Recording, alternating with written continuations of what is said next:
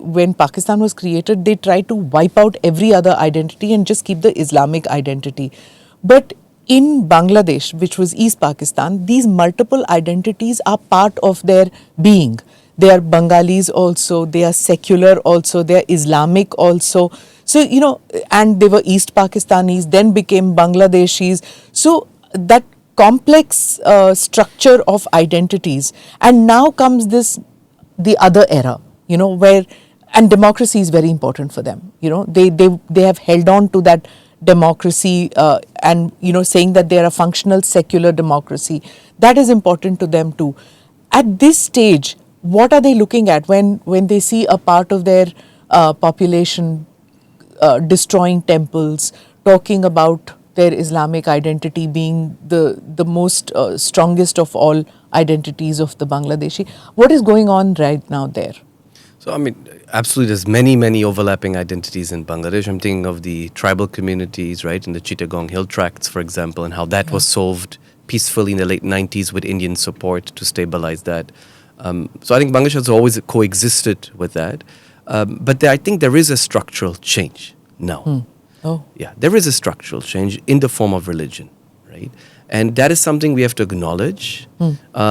It is not something that may be dramatic necessarily. I think often we portray it as, the radicalization of Bangladesh that will hurt Indian interests, destabilize the country, It's not? Not necessarily. That is exactly my point. Okay. I think there's a conservative turn in Bangladesh based on a religious element, but not only. And that will inform the future of Bangladeshi politics, right? And that will therefore need responses from many inside and outside. For example, it will need a response from the Awami League. And if you look at Sheikh Hasina, she was already experimenting with that, right? She was already experimenting with Islamic conservatism, pandering into the Jamaat on many demands prior to her fall. So I think that shows again her acumen also realizing that this is not just a purely secular country, that there was a particular primacy, if you want, of Islam in that country. Now, what Islam is the question.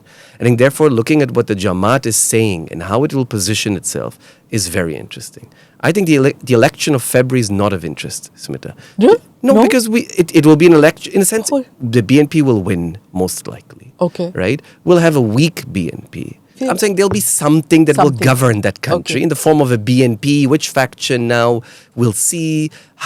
The BNP people are already telling me in Dhaka, we want to work with India. 1 year ago, they were all silent on this. They were all singing SARC songs and saying, and almost, it was bizarre when it was there November 24, India did not exist. There was not a single word about India, right? Including from the interim government. No one in interim government was able to say a simple thing, which is, we don't like the politics in India, for example, or we don't appreciate the way India supported Sheikh Hasina. We have a political problem with India, but we need to continue working on economic and developmental issues. Sure. No single, high-level leader was able to articulate a speech, an address that tells you of how deep the anti-India sentiment was or how also weak this political leadership was of Yunus and his advisors. It was unable to articulate this, right? So going forward now, the BNP might win. The Jamaat question will be how close and strong of a second. Awami will probably be left outside. The NCP, the student party, to what extent will it? But the real question is 2030 or 31, assuming that this government will last 4 or 5 years, right? That's the moment where the Jamaat will make a run for power. Okay. And I think we have 5-6 years till then to think about a Jamaat-ruled Bangladesh, which begs the question, what Jamaat? Will it be a Jamaat that will be extremist, ideological, sanguinely against India, radical in its, most vicious form on economics, on culture, on minority issues, on foreign policy issues?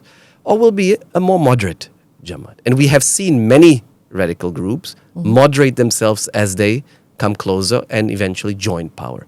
I'm thinking of many groups across the region that have moderated themselves. I think today we can make a safe assessment that the Taliban in Kabul are different, more moderate, maybe far from what we would like from a normative perspective. So India should keep a more open kind of attitude towards the Jamaat, build bridges with them, and not just say that, they're Islamist radicals, keep away. We only deal with Awami League or else some factions of the BNP. Is that how? I think India will have to do what it always has done so well in the history of the last 75 years, which is set red lines and say, this we will not accept, and extend a hand, like you say, build bridges and say, here's where we can work with you.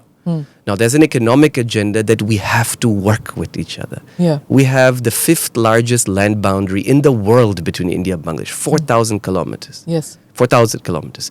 2, we have trade that is at what, 12, 13 billion dollars. Before the Ukraine invasion, India was exporting more to Bangladesh than to Russia, okay, before the whole oil crisis. An economic important partner for India, right? This is the 8th largest country in the world, Smita.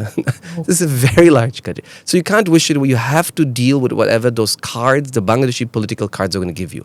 My assessment is that the Bangladeshi political cards are going to give you an increasingly conservative political dispensation, and that should not necessarily be seen as a totally hostile towards India position. Okay. What is the situation with the Rohingyas out there? In How fact, is just one thing, so Bangladesh- if you Sure. see the leader of the Jamaat, what he's saying already, he's saying he's on 71, for example, which they've been very radical, right, and very strong. He said already that we apologize for mistakes that we might have done in 71, right? So there's also a sense of signaling that, not all was right in the past. Yeah. But these political parties and movements are very complex. There's various factions within the Jamaat, right? So what Jamaat comes up is also something that others can shape, I think. And if you're going to say Jamaat is evil, hostile, they will become evil and hostile, right? Let's say. But also red lines. Red lines means that you cannot do things that will hurt India, hanging out with Pakistani security establishment. We see today the Pakistanis developing a presence in Bangladesh that is mostly 90% driven to irritate and hurt Indian interests, right? It's not a productive agenda to reshape Bangladesh or to support the development of Bangladesh. That's what they will say, but we know today on security, on intelligence, on defense equipment, on training of the next generation, on ideological basis, what Bangladesh do you want? It is one that is premised on making things more difficult for India. That is the Pakistani approach. Yes. And if Bangladesh, whatever the new leadership is, if they follow what Yunus is doing, then it's going to be difficult for India, right? yes, and that's why it's a tough situation for India to say also, listen, we're going to work with you, but on certain conditions. And again, the people I've met in Dhaka were already, that's a good sign, I'm saying. And I think the Bangladeshi National Security Advisor was here, as you know, recently. That was the first important visit. I think from India, the signals, despite what we are told and reported, particularly in international press, has been extremely reasonable. Okay. I mean, people forget the Home Minister of India in October 24, 3 months after that revolution, as people were singing Down India in the streets, and an interim government that had come into power did not say a single positive thing about India. He went to Petrapol, the West Bengal, the largest land crossing that exists. 70% of India's land-based trade with Bangladesh goes through that checkpost, and inaugurated the most modern land post that India has. An integrated checkpost that is huge investment. That was a signal to say, we can work with you on connectivity, on flows of trade and people. You do your part. If they want to do it, that is. Correct. And that's what the interim government, I don't think, has reciprocated, Yes. frankly. That is, and I think, Okay. but the BNP post-February, I think, will reciprocate. Because today, 1 year later, I go to Dhaka and I already hear people telling me, no, we need to work with India. We understand on trade, on growth, on water, on investments, on technology, on health, on a variety of issues that are very important. I was asking about Rohingya issue. What is the current situation there in Bangladesh with regard to Rohingyas, and then Myanmar also, and then India also? We are all dealing with the Rohingya problem. So explain to me this. So let me start with why do we see Bangladesh pivoting a little bit more towards Pakistan and China over the last 6 to 10 months? I think it's a function of the US withdrawal and the Western lack of interest in what's happening in Bangladesh since early this year, right? I mean, They brought in Yunus. brought in is a larger question we can talk. Yeah. And they supported a change. They wanted that change and they Yeah. supported it. I don't think they could have done it. I think you Okay. can't do things, but you can support them. And I Sure. think the European countries, the US, clearly wanted Sheikh Hasina gone, right? And put in not only words, but also money to make that support, right? But they couldn't have artificially created this. It's a very important distinction. There was an exhaustion with Sheikh Hasina from across the pyramid, whether it was Jamaat, the progressive students, a variety of groups that wanted her to. 2, that is between August and November. November, Mr. Trump gets elected. And that's a big tipping point. Okay. Why? Because the Europeans get busy with Mr. Trump, as we all have been, because he is, launching chaos in our relationships. So there's very little attention span now for Asia, particularly for small Bangladesh. The Americans also largely, what is left of the State Department these days? It's a very difficult situation for the bureaucracy in the US and for a variety of organizations. They've lost attention span for agendas of democracy promotion that they had been pushing for many years. And they were actually often aligned with India, in fact, for more democracy in some countries. Third, I think as a function of that, if you are Yunus and you want to stay in power, you have to look for support elsewhere. And that's where he went, I think, to China early this year. Yeah. Accelerated that. Pakistan and a variety of other partners that he's... Not India, right? There's very little left. So I think that's the first assessment we have to understand. Now that I don't think will last. Okay. I think that post-February, we have the conditions right for re-engagement with India. Okay. And that's why, again, when I went last month to Dhaka, I'm hearing those voices across the spectrum that is saying something very simple, which is we know that broadly we cannot rely on the US and the West for any significant support and investments, funding, developmental ambitions that Bangladesh has, right? The Chinese have not stepped up the way we wanted. In fact, Yunus' visit to Beijing did not materialize into anything significant. Yes, defense, we can talk about defense equipment, etc. But from a real development perspective, which is always good to look at. Water, boats. They're not investing. Roads. They're worried about what they have there. They're building that influence, but they're not putting in more money into and Bangladesh. Textiles, their major thing, they want markets for their textiles. So therefore, you have to normalize with India. Yeah. Right? And I think that augurs a good chapter. But again, the 2030-31 horizon is the one, I think, politically the most interesting. What Bangladesh will we have then?